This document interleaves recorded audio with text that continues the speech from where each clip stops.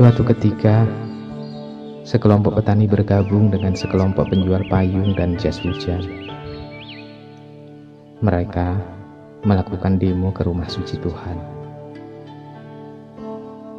Petani berunjuk rasa memprotes panas matahari sepanjang musim kemarau yang mengakibatkan sawah-sawah mereka kering. Sedangkan para penjual jas hujan mengeluh tak adanya pemasukan sama sekali akibat hujan yang tak pernah datang lebih dari separuh tahun ini.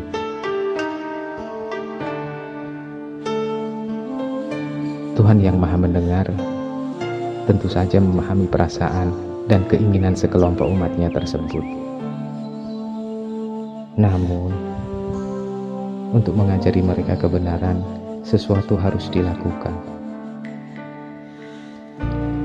Dengan kekuasaannya, maka ditutuplah cahaya matahari dengan bulan selama siang hari sepanjang musim kemarau. Para petani dan penjual jas hujan gembira luar biasa, karena doa mereka didengar dan dikabulkan Tuhan. Mulailah mereka berharap dan menunggu datangnya hujan. Berbulan-bulan dinanti,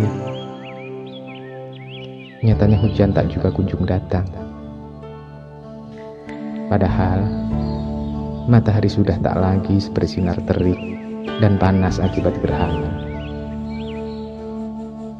Bahkan ketika musim sudah semestinya memasuki masa hujan, tak satu pun tetes air bahkan dalam wujud embun menetes dari langit.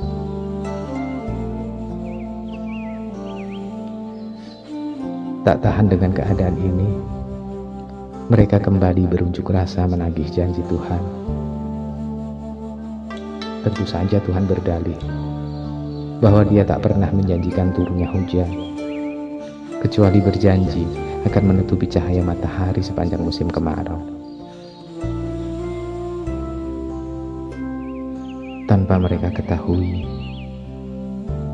matahari yang lama tak bersinar di bumi akan menyebabkan sangat sedikit air yang menguap dari lautan untuk menjadi awan dan mendung. Ujungnya, tentu saja hujan tak akan pernah turun lagi ke bumi. Seperti kisah petani dan penjual jas hujan itulah kebanyakan perilaku kita di hadapan takdir alam semesta. Banyak mengeluh untuk apa yang terjadi pada diri kita, tanpa mengetahui makna yang tersembunyi di balik peristiwa yang terjadi. Penderitaan hanya dirasakan sebagai penderitaan, dan kebahagiaan terbatas pada rasa bahagia. Padahal, hidup ini sesungguhnya menyimpan banyak kebahagiaan yang menderitakan, bahkan penderitaan yang membahagiakan.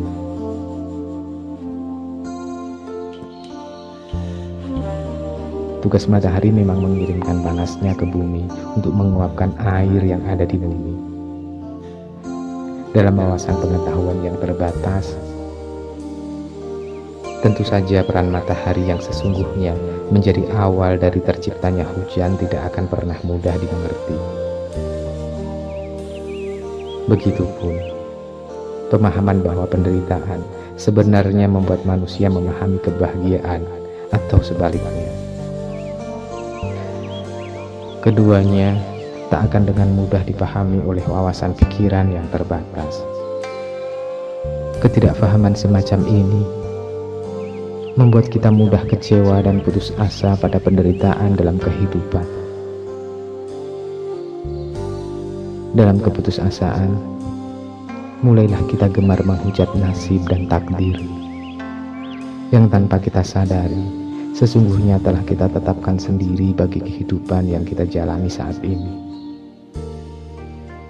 Bahkan dalam kekecewaan atas doa-doa kita yang tak terjawab, kita mulai kehilangan keyakinan bahwa Tuhan itu memang ada, hingga suara hati dari dalam bertanya, jika Tuhan pun tak lagi kau yakini, Lalu siapa lagi yang mesti kau yakini?